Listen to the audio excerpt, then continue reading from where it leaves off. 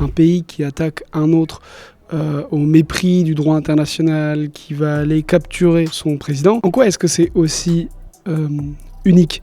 Ça veut dire la Russie a bien attaqué l'Ukraine, Ça fait écho justement à l'attaque russe en Ukraine, à l'intervention russe en Ukraine, parce que très clairement, dans son opération militaire spéciale, telle qu'il l'appelle, Vladimir Poutine, il se fiche des règles, il se contrefiche des règles. Et le reste du monde s'est indigné du fait qu'il se fichait du droit international et qu'il ne respectait pas la souveraineté. Quand la première puissance mondiale, qui s'est assumée comme étant le premier gendarme du monde pendant presque un siècle, fait exactement la même chose et l'assume, c'est un précédent complètement dingue. Ça veut dire que Donald Trump donne raison à Vladimir Poutine. Il dit à Vladimir Poutine, je peux faire la même chose que toi. Et en fait, il l'autorise aussi à le faire. Et je pense que ça dit beaucoup de choses de la collusion qu'on a vue ces derniers mois de manière un peu en filigrane entre Trump et Poutine.